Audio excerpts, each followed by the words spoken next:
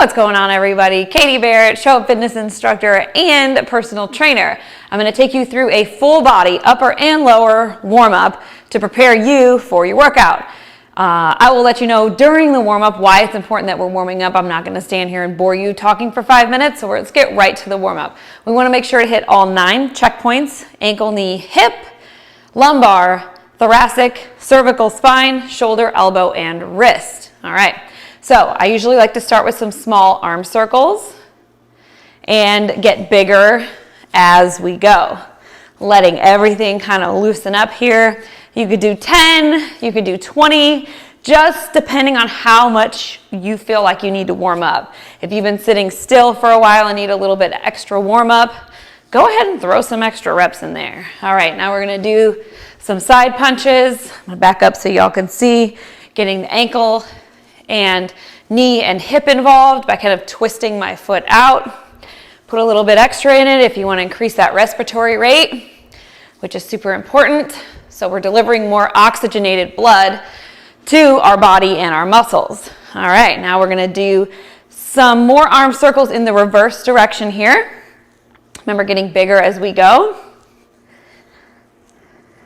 All right, keep it going. So what we're doing right now is getting the synovial fluid, which lubricates our joints. We're getting that warmed up. All right, let's put our hand behind our head and do some side bends here. Do about 10 each side. But like I said, if you need more reps, go ahead and do it. So as I was saying about the synovial fluid, that's what lubricates our joints. So when it's cold, picture like coconut oil or like cooking oil. It's pretty stiff, right? Which makes our joints a little bit stiffer. But once we warm up our body and raise our core temperature, that gets that synovial fluid warmed up, makes it a little bit thinner, makes it a little bit more apt to warm up our joints, all right? So after you do your side bends and your arm circles, we're gonna get into a position to do some push-ups. Now, if you can't do push-ups, it's fine. Do the snake method, which I'll show you. Also, you can feel free to do them on your knees. All right, so if you can do regular push-ups, let's go a little bit slower, a little bit faster on the way up. There you go, good. If you can't do push-ups quite yet, let's do the little snake method, where you come up and then lower yourself down. And you come up and you lower yourself down, just like that. If you wanna do it on your knees, feel free to do that as well. Whatever works for you at this point. Now, of course, we want to get better at push-ups, so we'll be working on that so it can become part of your warm-up as well. All right, I want to do some crossovers here, left over right, right over left. All right, and we've been in the frontal plane, which is this plane of motion. Now we're getting more in the transverse plane of motion, where we're going in a twisting motion, okay? Now let's do some arm swings, just like this, getting in the sagittal plane of motion, all right, which means flexion and extension. And just get your body loose, get warm, good to go. All right, so one important thing about warming up also is that we increase our respiratory rate. We also increase our alertness, right? So we're priming our body from switching to stresses of life, stresses of work, into getting into a gym mindset, all right? We're priming the mind, priming the body to be able to perform our best, all right? So let's move to our lower body. So grab onto something stable. This will enable you to kind of go a little bit higher when you do your leg swings here. So we want to do forward and backward leg swings. Don't worry about going super high at first. We're just trying to loosen up that hip joint. All right, and then switch here. Feel free to bend the knee if you want. We're going to do about 10 each leg unless you feel like you need a little bit more. There you go, good. All right, now we're going to go into some lunges. If you're more advanced, feel free to do walking lunges. If you're a beginner, let's try some reverse lunges. I'll show you what those look like. Right here, you could do alternating, you could do on the left, You could do on the right, whichever you want to do. I kind of like alternating, get your heart rate up a little bit more. Now, if you want to do walking lunges, just be sure to keep that core tight and don't slam that knee into the ground. All right, do about 10 to 15 lunges on each side. And then we're going to go into some side leg swings. Once again, getting out of that sagittal plane of motion into the frontal and transverse planes of motion.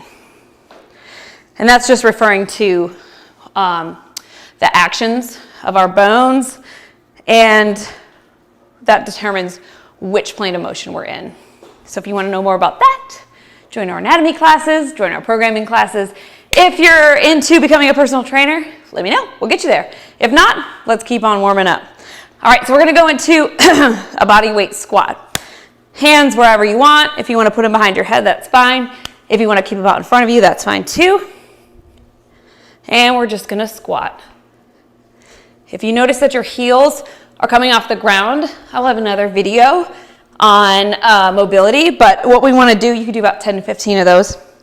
What you want to do is be sure, maybe from the side to be better, be sure that our heels are not coming off the ground when we squat.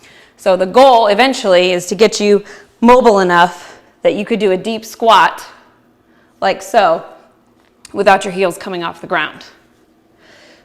All right. Here. And when I first started doing deep squats, it hurt to be like here.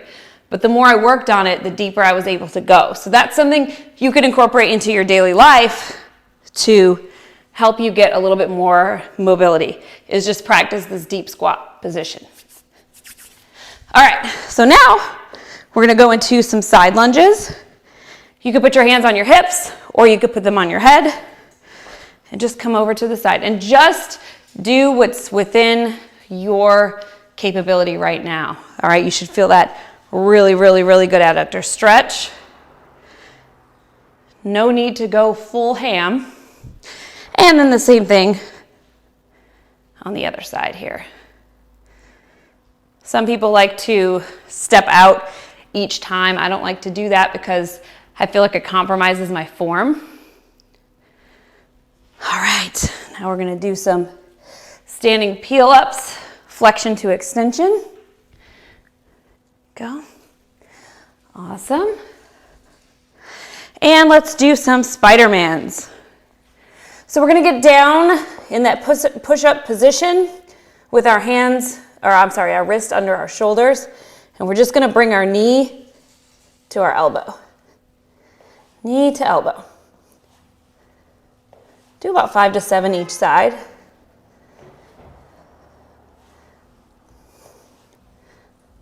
All right, and then I like to do kind of a plank walk up to peel up, just like this. Same thing on the way back. You can also incorporate these with a push-up if you wanted to do that. Make it your own, just as long as we're getting that body moving, raising that core temperature, raising that respiratory rate, getting our mind primed for what we're about to do. And let's do one more here.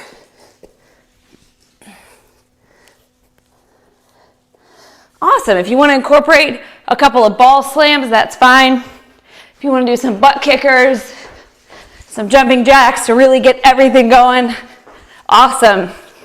All right, great job on your full body warm up. We'll see you in the workout.